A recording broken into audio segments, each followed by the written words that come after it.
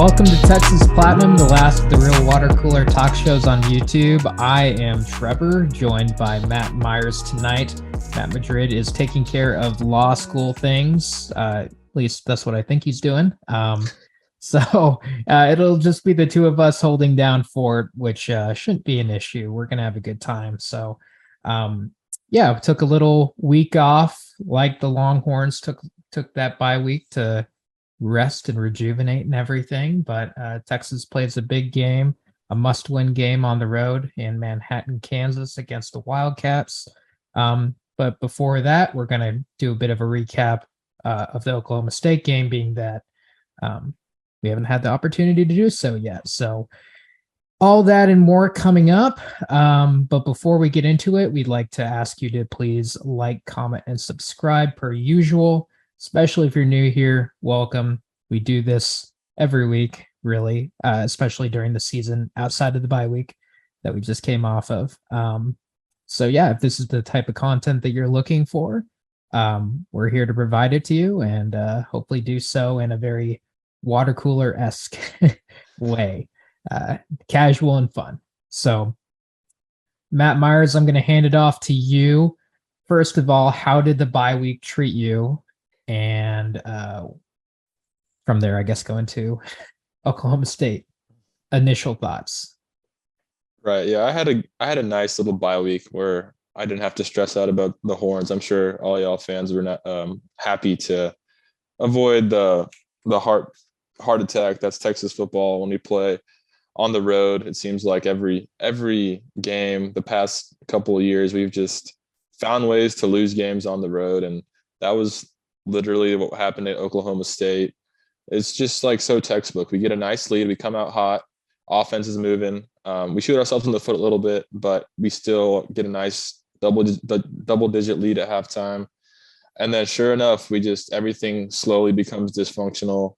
3 and out. And then our defense, which I thought played good enough to win, just eventually kind of tapped out. And it's hard to blame them when, I don't think we got a single first down. There was a certain stretch in the second half where we didn't get a first down in 9 drives or something crazy like that. So the defense gave up at the end, which it's hard to blame them. And plus the injuries kind of hurt us with Anthony Cook going down and Ryan Watts. You could see we were playing Michael Taffy and others, Keaton Crawford, guys that are not quite ready to win games like that on the road, and it cost us in the end. But I'm trying to, okay, so there's this narrative that I saw from Longhorn Twitter after the loss. A lot of fans, the ones that won't say a single bad thing about the team, that, that you're a bad fan if you have criticisms of the team.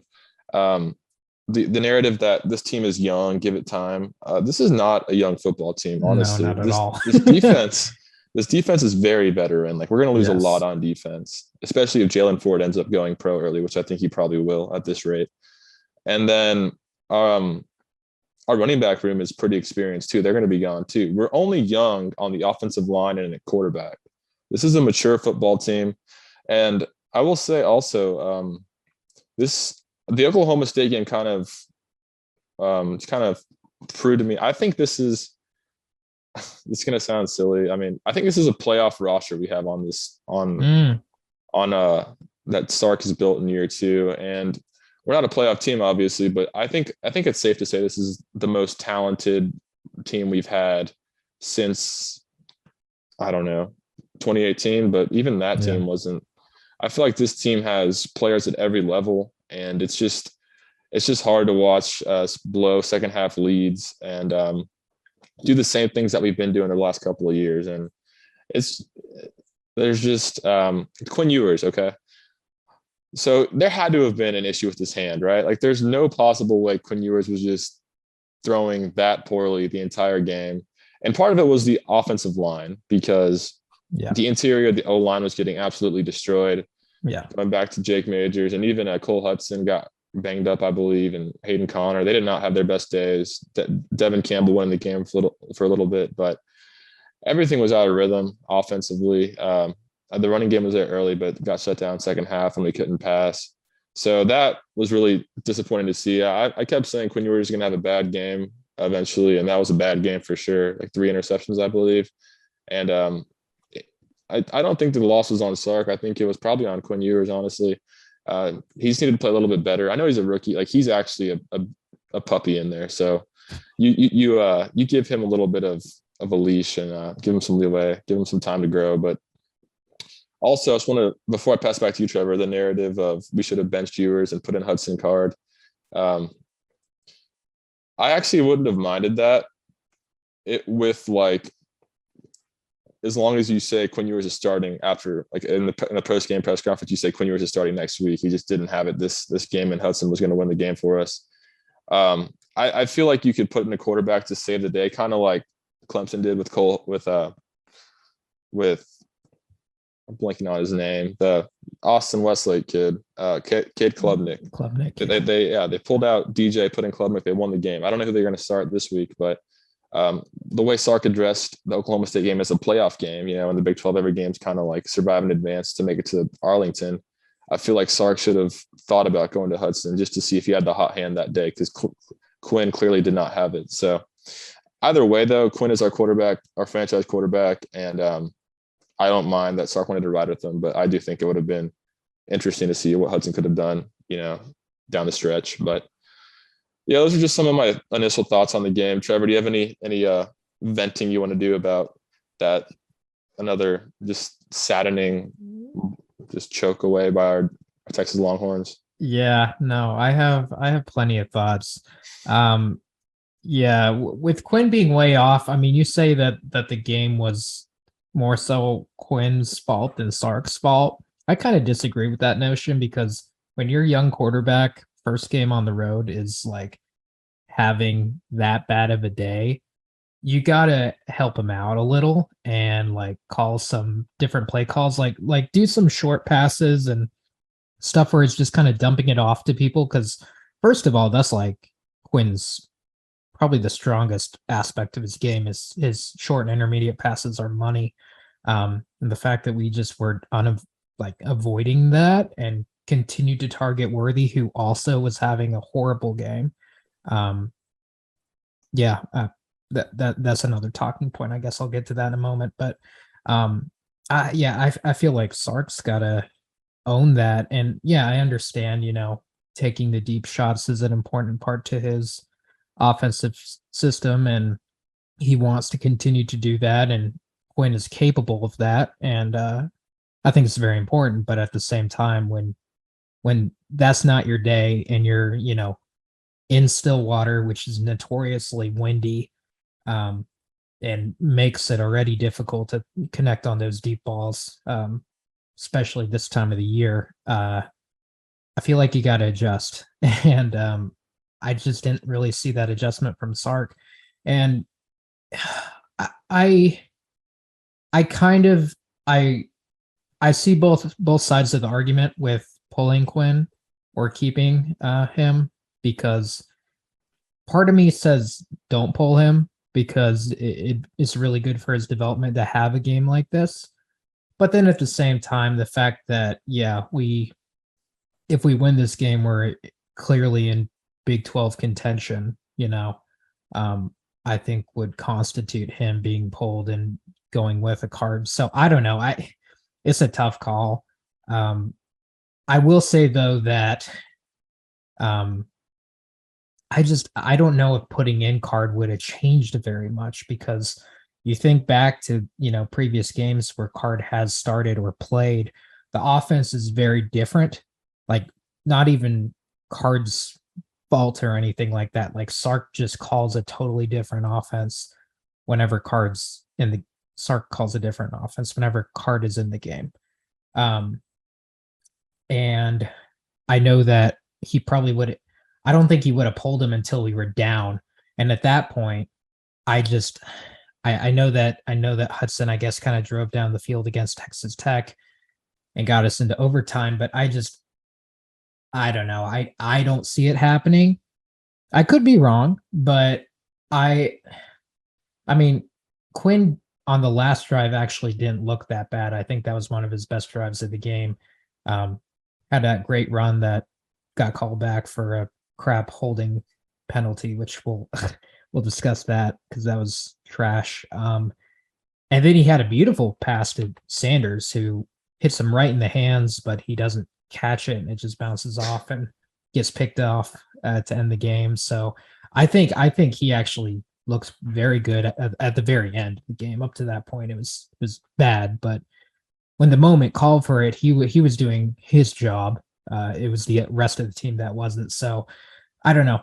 I see both arguments. I don't know what I would do in that situation. It's pretty tough, but I'd probably roll with my starter who, you know, needs to have experiences like this in order to continue to develop. So, and only because again, with Carden, it's a very different offense, and I don't know if it's the type of offense to go on the road, um, to go and win you a game or anything like that. Again, he did it against Tech and looked decent against West Virginia, so I may be over exaggerating here, but that's kind of my thoughts on that.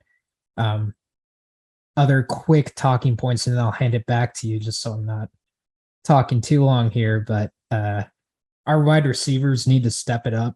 That was equally on them. I feel like a lot of receivers giving up on routes. Um, not to call out Worthy, but you kind of have to when he got so many targets. Like Sark and Quinn continue to rely on that guy to provide for our team, and he just continues to drop balls, or I don't know. I feel like I see him giving up, which is so unlike what we've seen from him historically. He's typically a very very like big fighter, and not fighter, but you know what I mean. He tries really hard, and I didn't see it in this game, and I don't know why. I mean, the season in general seems to have been a bit of a letdown by his standards, at least, because we all know that he has these very high standards, and tweeted out, like a note at the beginning of the season with all his aspirations and everything, which is great. But I don't know. That's a big game, and you would think that he'd try his best to right the wrongs and the mistakes earlier in the game. So him and other receivers really need to step it up. Jatavian Sanders wasn't targeted much. I wish he was targeted more, but then when he was targeted, dropped that key ball that could have got them in position to win the game. Whittington wasn't targeted much at all. Both of those guys, like those are some of your most reliable receivers, and they weren't being targeted, but I feel like we were targeting other guys, a lot of Worthy, but some of these other backup guys for some reason that either are running routes incorrectly or just giving up when it is slightly overthrown and not diving for it. So that also kind of scratched my head. And again, that's probably equally on Quinn and Sark, but not getting the ball to your most reliable receiving targets in terms of hands with Whittington and Sanders, I feel like, I don't know. It's all pretty baffling and everything, but those are a few quick thoughts. There's a lot more to discuss. I'll hand it back to you just so I'm not talking too long here. But what else? What else you got? No, you're good. Yeah, I agree. Like especially Jordan Whittington. I mean, that guy has been absolutely money for us really the Yeah. past 2 years whenever he gets targeted and gets touches. And he had like a couple targets, I want to say a couple of catches, but he was money. He didn't have any drops. Worthy's had way too many drops this year. Yeah. Like it's really bad. And Whittington's a guy that really doesn't drop the ball. And the way that we targeted Worthy 20 times, 20 plus times, and we need to give some of those to Whittington for sure. And like you said, Jatavian needs more targets as well. He was great until that, drop at the end that cost the interception. I thought he had a good game.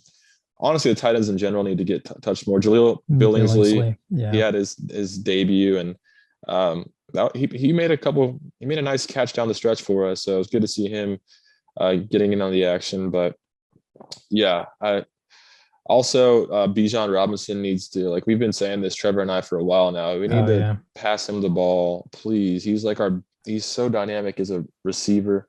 Just throw him a little dump out banana route, and then just have the receivers block on the outside, and just let him go in the open field and make people dance. Like he's so gifted, and it's I feel like it's a disservice to not get him in the passing game more because Sark is usually so good at that. And he was used a little bit, but not enough.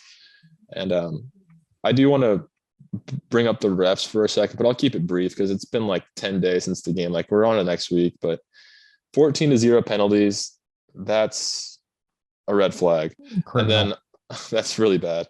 And then if you go back and watch some of the penalties, it's just like, are you serious? Like pass interference, the Spencer Sanders, like the Oklahoma State O-line was holding egregiously, no call. And then they'd call a ticky-tack pass interference downfield like multiple times. And then, okay, it's like, fine, that's whatever. And then at the end, like the play you talked about, where Quinn Ewers had that beautiful 60-yard run. He looks fast, by the way, faster than I thought he was. Mm-hmm. And they find that phantom Christian Jones hold that pretty much cost us that series and probably a chance to tie the game. Yeah. To call that flag on that pancake block by Christian Jones, you have to be looking for a flag. You have to be like, I really want to throw a flag here. You can find that on every play, literally. every passing play, every running play, probably too. Like he didn't hold. You know, I didn't see any hands around the outside of it. It was all like inside, and he just kind of turned him and put him in the ground. I felt like that was textbook, and it was crazy. Yeah. And I looked at the rest of the O-line. It wasn't like the wrong number. They called it on Christian Jones, and that was just absolutely. That's when you know, like, okay, we're getting the Nebraska treatment in like 2010 when their last season in the Big 12. They had a bunch of horrendous calls like that too. But either way, the refs were terrible, but we still should have won that game in spite of the refs. You got to overcome it. And I think I don't know if I said it explicitly at the beginning of the season, maybe not even beginning, but early on, like after the Alabama game. And like at this point, we just need to anticipate that, like, hey, like score another time or two to make sure you're accounting for the ref calls, because it's just going to be a part of life. You know, obviously it sucks and it's not fair, and that's not what refereeing should be. It should be fairness and honesty and everything. But at this point, I think it's pretty clear that we're going to have to overcome the refs for the rest of the season, and it's just going to be part of life. So get used to it, even though you shouldn't, and you have every reason to be upset about it. But yeah, it just makes it's like a business decision for the Big 12. Like, why would they feel like empowered to give us a fair referee crew every week? I mean, it just hurts their product having Texas or OU in the Big 12 championship when we're about to leave. So it just makes sense that they would look the other way on a lot of our penalties and, just make up stuff. So, but either way, we still should have won. And last thing I want to touch on really is Sark's game management. Trevor has it here in the notes, and kind of a tangent on that. Yeah. I mean, clearly he's not a good second half coach, but the thing is, like at Washington, he wasn't this bad. It's kind of been a Texas thing so far. Because Rod Baber tweeted out like his stats when leading at the half at Washington, and they were pretty normal stats. Like it wasn't just like the whatever we are, like 1-10 with halftime leads on the road. So I don't know what it is, honestly. We look better in the first half. A lot of it's scripted. That's the belief. So right. I don't know why we can't script a second half. I know you're not supposed to script second half, like plays, but honestly, we need to figure out something, because it's just like every week we just fizzle out in the second half. Or it's not like we're not conditioned. These people are athletes. It's just Trevor. Do you want to? Let me toss this to you. Do you have any thoughts on Sark's game management? Because it just doesn't make sense. Yeah, I mean, that's kind of what I was saying early on. I mean, specifically when talking about Quinn, where clearly he's having a poor performance day, yet he didn't vary from the script or the game plan that he had, and continue to force these long passes and more difficult routes and everything, rather than just dumping, get the ball to playmakers in space. I mean, it's baffling to me that, and he did it a couple times. Like he got Brendan Thompson the ball on that one play, and that was great. Wide open guy, got him in space, showed off that speed. I just feel like when in doubt, just get the ball to your playmakers in space. It's like the most basic, football philosophy, but it works. And I mean, with us and some of the weapons that we have, like a Bijan Robinson, like, a Brennan Thompson, a Jatavian Sanders, all those guys. I just feel like you can adjust, and it's clear that that's been a struggle. It just that's what it looks from the screen, and that's what you see from all these teams that face us is, it seems like the MO on Texas and kind of the philosophy to beat this team is just hang in there, and eventually you'll figure out the plays and everything. There was an interesting quote, I think, from Bijan Robinson this week or last week, sometime, where basically he was saying, like, yeah, the Oklahoma State players, like, at the end, like, completely picked up on all our tendencies and knew exactly when they were going to run the ball and when they were going to pass. To me, that's just bad coaching, because that means that you're being sloppy and you're, like, exposing your tendencies and not. So yeah, there's a lot of, as great as Sark is with his initial scripts and some of his play calling and the plays that he draws up, they're beautiful. But in terms of execution, there's a serious issue, especially come the second half, where teams adjust and you need to adjust as well. And there doesn't seem to be a lot of that at the moment. Yeah. Well said. Anything else on Oklahoma State? I think that's pretty much it. I mean, defensively, kind of like what we said, it just secondary looked bad, but a lot of starters went down. And yeah, like you said, I agree. I feel like our defense was certainly not great, but not bad enough for us to lose per se. I think that the pass interference penalties and other dumb calls, kind of helped or worsened it for us. I will say, though, that in addition to everything, like, this was another, I don't know if it was quite 100 plays, but this was like either 100 or just shy of 100 play game again, just like Texas Tech, which also was a loss.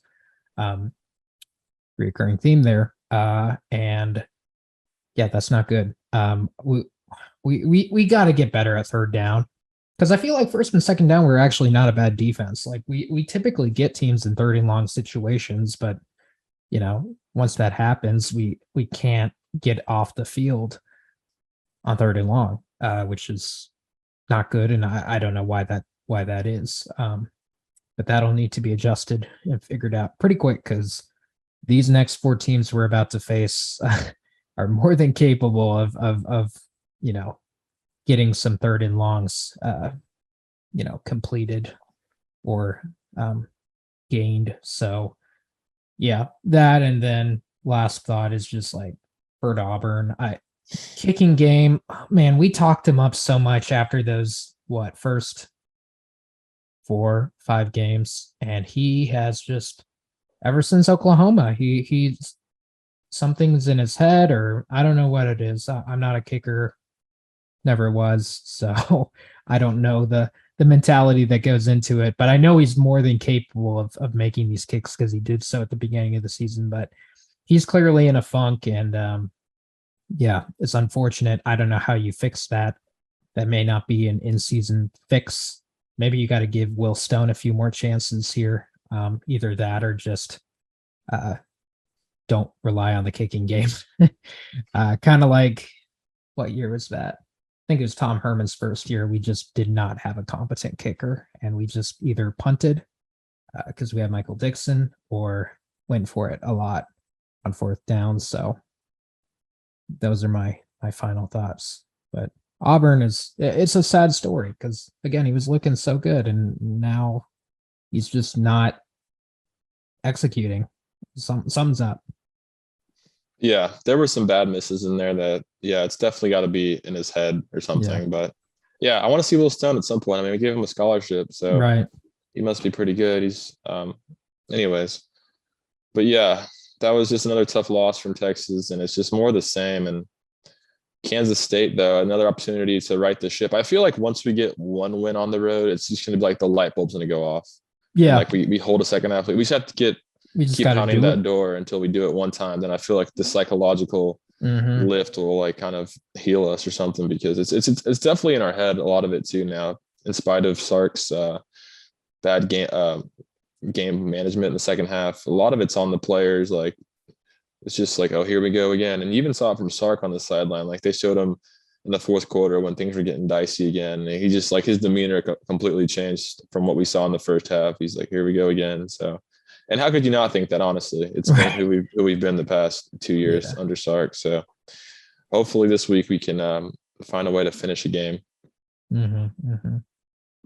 Let's move on then to Kansas State. Let me hand it back to you to kind of give a little breakdown of the Wildcats and what we should expect from them Saturday. Yeah, Kansas State's looked really good this year. I mean, I watched them against Oklahoma and Norman back when they had Dylan Gabriel before he got hurt, and they were just moving the ball at will. Very well coached team. Yeah, just downhill over and over again. Deuce Vaughn, obviously, we all know Deuce Vaughn's from Austin. He's very short but very good, very fast. He's got like over almost 1,000 yards on the year, 5 touchdowns. Very explosive. He's a guy that I would imagine is going to have a field day against our defense or have a couple big runs. You know that's coming. Yeah. They also have Malik Knowles on the outside. He's a really good receiver. I think that he's probably one of the better ones in the Big 12. It's kind of surprising seeing him at Kansas State, because Kansas State typically, besides Tyler Lockett, doesn't really have explosive receivers like that. So he's a great ball player. And if Ryan Watts or Anthony Cook aren't playing, that's going to be even more problems for us. But obviously, everybody's focusing on the quarterback with Adrian Martinez, who's looked like he's been reborn at Kansas State, because at Nebraska, he was pretty bonehead. And that was probably a product of Scott Frost a lot. But he's been money this year. I mean, honestly, he's been playing like Heisman level from what I've seen out of him. He only has 4 passing touchdowns on the year, though, but he's been so dangerous with his legs, and that's given us problems over the last couple of weeks. So if he plays, because he's battling an injury, he didn't play last week. Will Howard, the backup, I mean, he's played a lot in the past too. He's no slouch either. 3 or 4 touchdowns against Oklahoma State, but yeah, I mean, they're coming in at 6-2 with losses at TCU, a game that they had a good control of till Martinez went down. Then TCU stormed back, and then they also lost to Tulane, which is now looking like a good loss, because Tulane's like top 20 in the CFP rankings somehow. So they're a good football team, very well coached. I mean, defensively, they give up roughly like 17 points a game, I want to say. So really good defense, a ball club. And I mean, what would you expect from a Kansas State defense? Anything less? No. But yeah, I mean, the thing that really pops out to you, and I'm sure we're going to talk about this some more, but they just spanked Oklahoma State 48-0 at home. And did you watch that game, Trevor? Because I I was like, Jesus, like they better not play this good next week, because Yeah. if they replicate that performance, it's going to be very, very, very difficult to win that game. So Yeah. I think Sark mentioned in the press conference today that it probably bodes well that they had a performance like that for our team, because like if it was the other way around, like you said, like they got blown out, put us on watch. Yeah, so our players and our coaches are definitely more dialed in, more focused after seeing that performance from them. And yeah, they only have 1 loss in the Big 12, so they're squarely in the mix too for that Big 12 title race. So this is definitely for us an elimination game. We have to win this if we want to stay in the hunt. They're not quite there yet, but they need to win it too, honestly. So it's going to be a very very intense game for us. And the fact that it's on the road at night in Manhattan, we haven't played there at night in a while, but I just have horror stories growing up as a kid watching Texas. I remember with Colt McCoy as a freshman playing in Manhattan, and that's when I was like just a new fan, and I wasn't used to losing at all. Like we just won my whole life as a fan up to then. Cause I started watching like in 04, and then we lost to Kansas State, and I was upset. So things like that. A lot of bad memories in Manhattan, but we have won like the last 5 or 6 games against them. So yeah, hopefully the purple kryptonite is dead and we keep it dead this weekend. But Yeah, 2.5 point spread, which I don't know why Vegas does this to us. Like, I just don't know. I don't know why we're favored, but we'll hopefully hopefully we cover this week. I don't know. Yeah, I agree. I don't know why why we continue to be favored in these games, especially like with you would think. Look, I Vegas and other national platforms are very high on Texas. Like power rankings, like we've been in the top 10 like ever since Bama. Like people actually really, and again, I think this ties into exactly what you were saying earlier, Myers, that we have a playoff caliber roster, not team, but roster. I do think that, you know, we very, if we were maybe better coached, yes, but better execute as well. I think that this has the caliber of being an undefeated team, but clearly we are not, and we're definitely not going to get there. I don't think come the end of the season, that'd be a really big step that I don't see us quite making. Um, but yeah, but you would think that they would account for this this notion of Texas not being able to win on the road and haven't won on the road in over a year since TCU of last season, which was at the beginning part of the season. So you would think like, oh, like even though Texas may be a better team here, like they're on the road, it's a night game. Kansas State is coming off of a super ridiculous win, and Texas isn't. So I think the one thing that benefits Texas going into this game, though, is they're coming off a bye week, which will have us more rested, more prepared for this type of game, coupled with Kansas State having that monster game, like you said. I think that puts our team on watch to want to go out and perform and not take these guys lightly at all. As well as it also kind of exposed a whole nother side of what the Kansas State offense is with, Will Howard under center rather than Adrian Martinez. Very different stylistically quarterbacks. So that'll allow us to prepare for that possibility. Plus, we got all the film earlier in the season of Adrian Martinez and what that offense looks like. So I think we're actually in a very good position. But no, I completely agree. I don't think we deserve to be favored. I mean, they're ranked way higher, 10 spots higher, more than 10, 11 than we are. So I couldn't tell you. But I do know that Vegas likes Texas this season, so they're going to continue to roll with us. And I mean, and they should. Again, like we got, super talented roster, but and I guess they're kind of, in the same boat that we are, where it's like, well, they're gonna eventually figure it out, you would think that. So we'll see. All right, so I think we can go with keys to the game now that we kind of have a general understanding of the context of this game and Kansas State and as an opponent.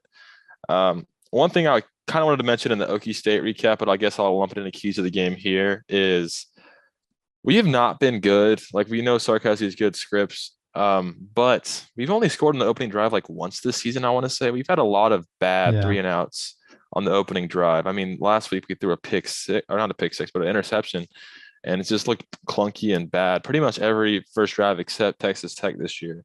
So I think a key to the game, it's kind of petty, but I think it could be good for the psychology of the team, is just scoring on the first drive of the game. I mean, let's get back to what we used to do pretty well regularly last year. We were good at scoring on the first drive and setting the tone early. And I know we'll get the lead anyways if we don't, but I think it would just be good to see our team, just execute in the first drive, and just hopefully that'll spark us a little bit more than instead of like sleepwalking into it, because we're a first half team. So we need to put up as many points in the first half as possible, build that lead as big as possible. So you don't want to just put on zeros in the first drive if you don't have to. So that's one key to the game I have. Also, really need to get Ryan Watts back. I know it's not really a key to the game, but I think Sark said in his press conference that Anthony Cook and Ryan Watts are progressing really well.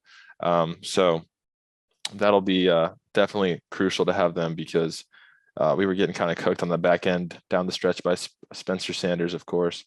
Another key that we've talked about is Jordan Whittington needs to be involved. And I'm kind of stealing this from you, Trevor, but we need to get Jordan Whittington involved. That guy is such a dynamic player, and we just don't really utilize him enough, because whenever he does touch the ball, magical things happen, like literally magical things. So definitely get Whittington involved. I don't know if it's just little screen passes, the same play you ran to Brendan Thompson, run it to Jordan Whittington.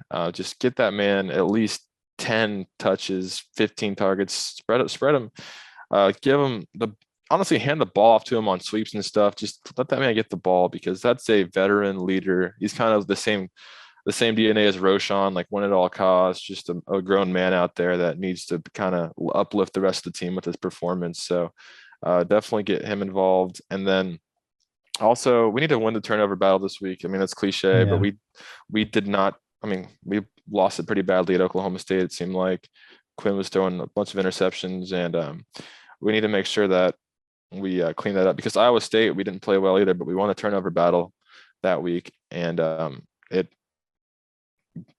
think it probably won us the game, honestly, because if they go in and score that touchdown where Jalen Ford gets that interception instead, then that game takes on a different path, and we probably lose that game. So especially on the road, I mean, you got to get a little bit lucky. I mean, turnovers are a lot of the time are just being prepared, being in the right spot, but a lot of it's luck. So you got to make sure that we take care of the ball, because that's not really luck on offense, but on defense, we got to make sure that we're in the right spots to take advantage of their mistakes. But they don't make many, because it's Kansas State. But yeah, those are a couple of keys of the game for me. Yeah, I would say that, right now they're preparing for the two different quarterbacks that could potentially play with, either Martinez or Howard. Obviously, you got to scheme a little bit differently for each, because they're very different. But I will say that if Howard does start, even though he came off of a great game, it's going to be a big sigh of relief, because we are trash against mobile quarterbacks. So like Adrian Martinez, I am terrified of, only because of how, we've been performing against, freaking like Donovan Smith and everything like that. That guy's like half as good as Martinez. So, and that was bad. Yeah, if that. No offense to him personally, but yeah. So we gotta, really prepare. You're good. We gotta really, prepare for both prospects. But if Howard does get the start, it'll be good. And I know that Howard is actually pretty mobile, deceivingly mobile. We saw that last year when we played him. But I think that we can pressure him a little bit more, and really kind of, I think we can have a similar game plan defensively as we did against West Virginia, where it was a lot of just bring the blitz and put pressure on the guy. And I think he will turn the ball over. Again, still a younger prospect and everything. He had a few turnovers when he played us last season, I believe. I think we could take advantage of that. So hoping for Howard. If Martinez is in, then I don't know. We just gotta suddenly like start doing something well that we haven't done all season, which is gonna be a lot to ask. But off of a bye week, so maybe there's some renewed energy, or I don't know, some adjustments have been made. Again, I was also kind of saying that earlier on, I think getting Quinn back in rhythm with this game, with the start of this game, is going to be paramount. I don't want to, maybe an occasional deep shot here and there, but like get him in rhythm. Like do some screens, do some like short passes, stuff up the middle. Like don't be coming out with these complicated, plays and everything, unless like, for sure in warmups, like he's on the money, like we can break out the playbook here. But otherwise, like, dude just had an awful game. The last thing you want to do with, I know he's super talented and all, but like, last thing you want to do with the guy is like throw him in the fire again and like just continue what we just experienced at Oklahoma State. Make sure he's ready. Like, not and if he's not ready, like, prepare a game plan that's gonna help him out. I think is very important and probably one of the biggest keys to the game. And then we did not touch on this in the Oklahoma State recap, but I think it's very key too, and a key to this game as well. We're gonna have to rely on the running game, and I don't think we did that enough against Oklahoma State in crunch time. Um, Granted, it got sniffed out very easily, but I think we could have. Roshan really didn't get the ball very much. Um, I feel like we could have been more creative with our run play calls against Oklahoma State, and I think that we're going to need to take advantage of the running game against Kansas State. I think this is going to be kind of a ground and pound type of game on both sides, of the both for us and for Kansas State.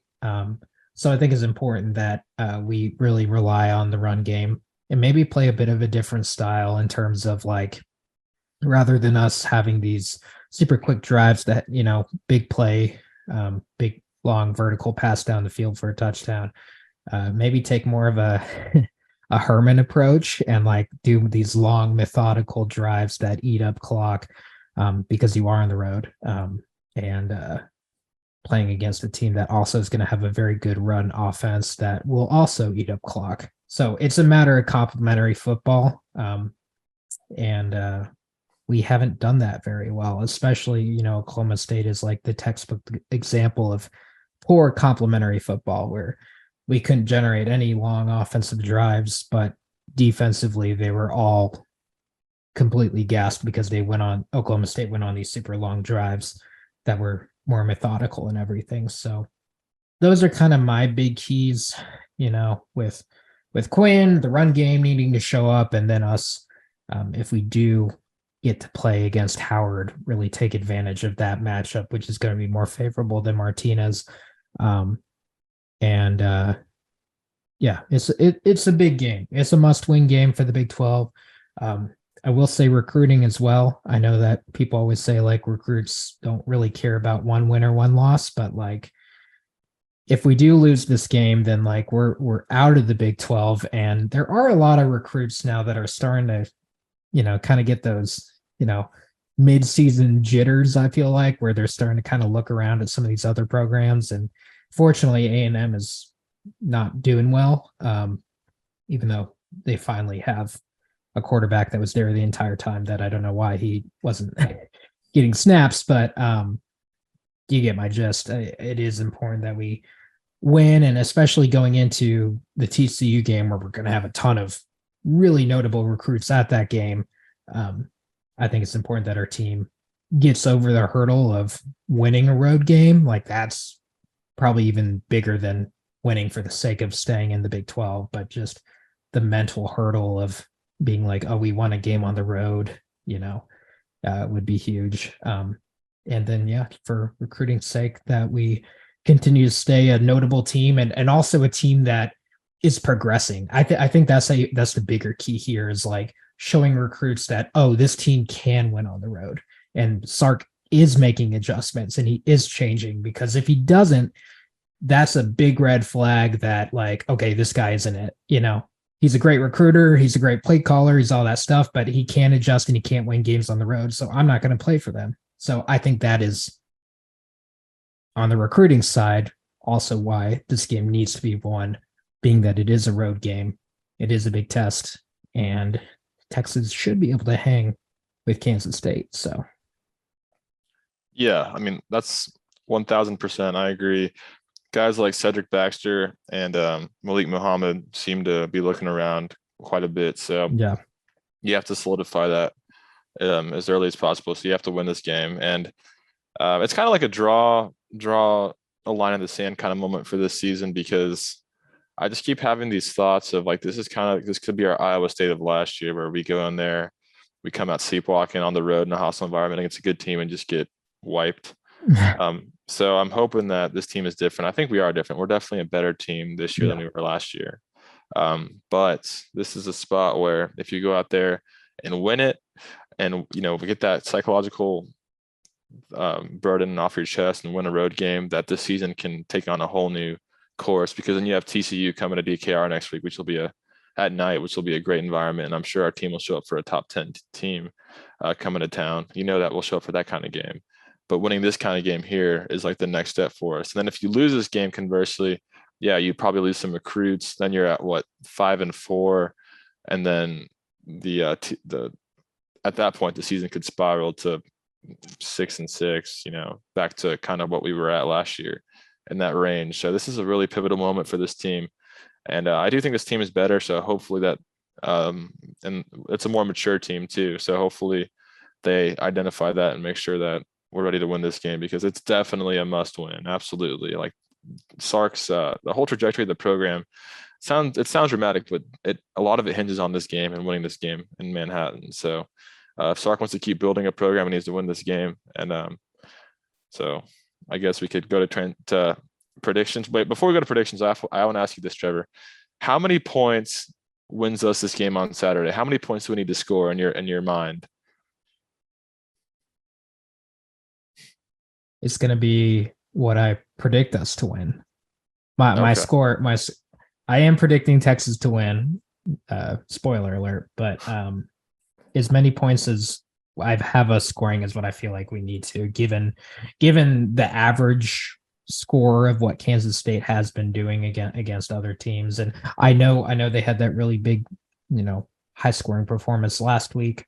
I personally don't see them repeating that. I think that was more of not a one-time thing, but I don't know. That game seemed, the fact that they blew out Oklahoma, like part of me thinks like I'm kind of pissed at Oklahoma State for that, because you see that crap. I feel like, every time a team plays Texas, like I almost want to look at the statistics and be like, I feel like every game after Texas is like a letdown game for teams.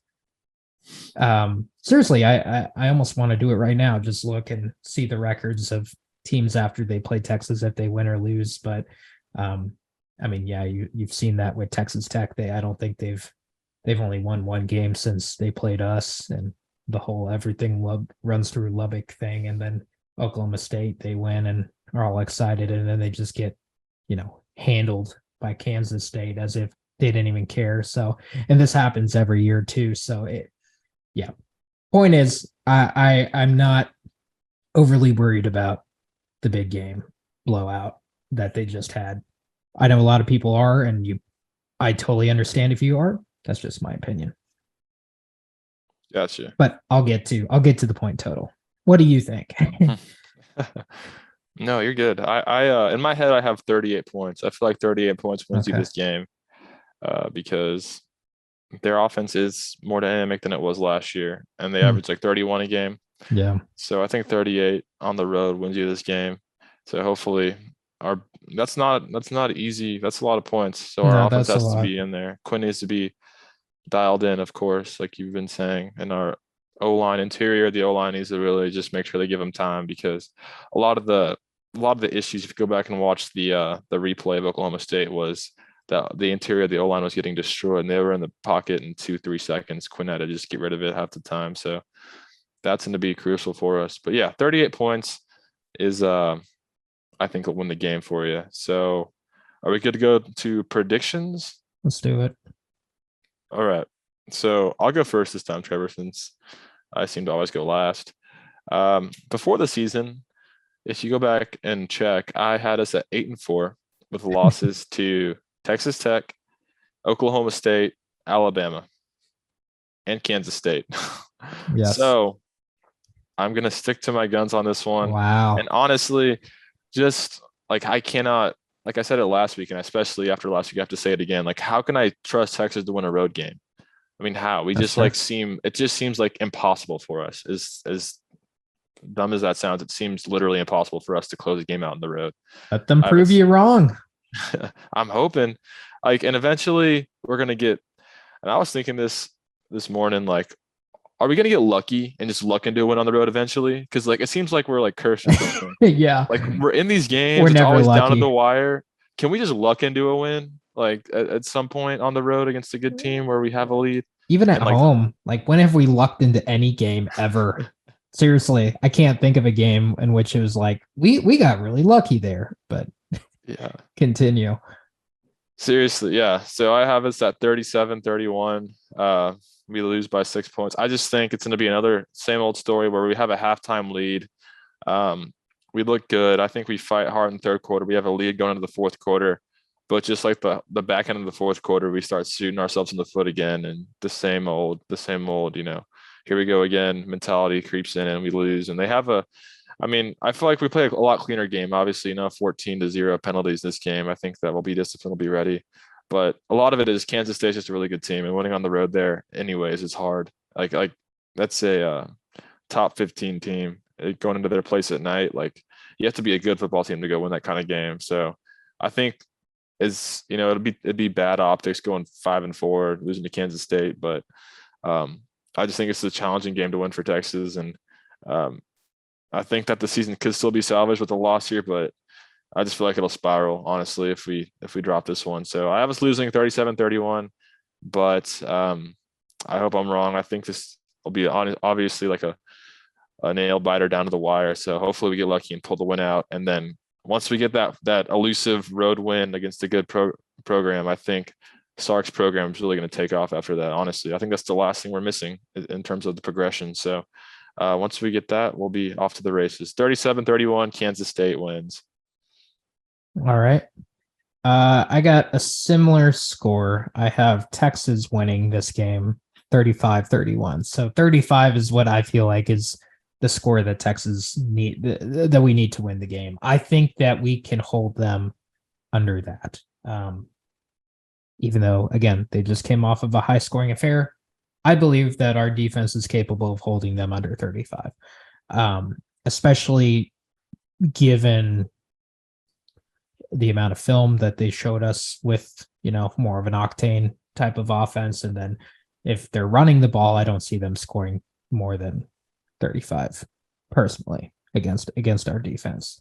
Because our defense isn't horrible. It's not great, but it's not like Oklahoma, when they ran all over them. So, or Texas Tech. Yeah, I think that I do think that this is the game that will win. I think the bye week is going to help us tremendously. Also, like this is a really dumb thought, and honestly, it's kind of a joke. But I'm also kind of serious too. We just had a player meeting, and no, but seriously, like historically in the past, every time we would hear the word player meeting, and we crapped on it earlier. Earlier in the season when it happened after the Tech game, we're like, oh no, this, because Charlie Strong years and Tom Herman years, every time that'd come up, it would mean that this team is off the rails, like call it quits on the season right now.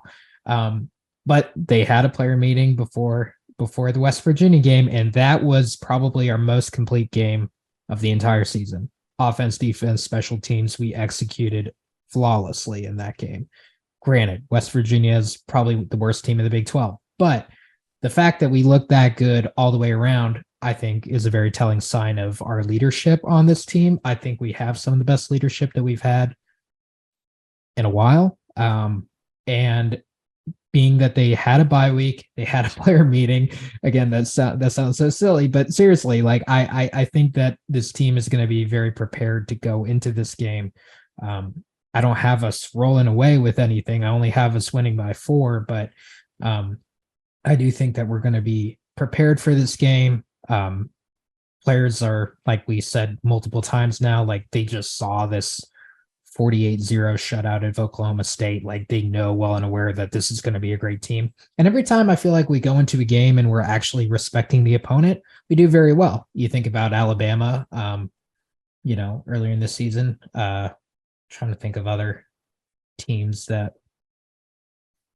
that's really all I can think of at the moment, but still, like historically, I feel like Texas does good in big games against big opponents that they actually respect and aren't, going going to get upset by. So I think we can pull it out. I think we have to. It's a do or die. Also, like, Quinn's kind of a baller, and after a really bad game, I just don't see him like going into a shell. I see him like kind of being like, you know what, like watch this and just light it up. I don't think he will light it up, but I do think that there's going to be a significant improvement from him, and that's going to help the entire offense, not only in the pass game, but in the run game, and it'll all factor in. So that, the leadership, Roshan Johnson, I feel like is going to get more carries and, kind of be that workhorse badass for us whenever Bijan's not in. And I don't know. I feel weirdly confident about this game, and I know that I shouldn't, and none of the other guys do. We're gonna give both Madrid and even Thomas wanted to chime in. We'll give them their predictions, but I don't know. I feel weirdly confident about this game. So 35-31 Texas. Man, I hope you're right. But yeah, let's win. Honestly, I'm going to change it. Texas wins this game. No, don't change it. Don't change it. No. Okay. But Matt Madrid, 31-24 Kansas State. Morale has been low in the group text. Very low. A lot of bad self-talk among the boys, the Texas Platinum boys, and you're seeing that with Madrid's prediction. And then Thomas comes in with 35-14 Kansas State. So he's expecting this to be a blowout, just a miserable game for the Horns. So like I said, not a lot of morale going on in the Texas Platinum world, aside from Trevor. So hopefully, Trevor, you're right, and we're a bunch of just idiots predicting Kansas State to win. I hope so, because we need to win it. Oh, we need to win so bad. And Sark is historically really good off bye weeks. He has a good record off of bye weeks. Yeah, so that's another data point in our favor. And as long as if Quinn, just like you said, if he just bounces back and plays like a baller like he is, we're very hard to beat. So as long as Quinn's on, which is, he's very short memory, so I feel like he's going to play a lot better this week, then we're a tough out. As long as we just execute down the stretch and don't shoot ourselves in the foot with 14 penalties, we could definitely win this game. It's going to be right there for us to take. It's just, will we take it? That's the thing. Yep, exactly. Well, cool. Any final thoughts? Are we good to wrap this thing up?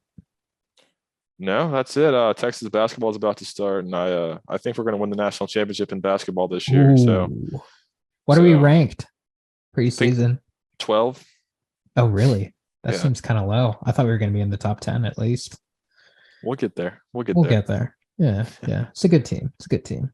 Well, cool, guys. Thank you all for watching. Hope you enjoyed this episode. Again, I'm sure you will enjoy it even more after bye weeks, so you get to see our faces after a bit of a break. But hopefully Texas can go out, get that first road win of the season, and get things back on track and in the right direction, and hopefully use that as a stepping stone to take on a top 10, maybe even top 5 after next week TCU team. That'll be a huge game. So not looking ahead too much, but this is the bigger game for now. Like, focus on this one, but you get my gist. So hopefully the Horns pull it out and win, and we'll be back next week to discuss it. So y'all take care and hook 'em.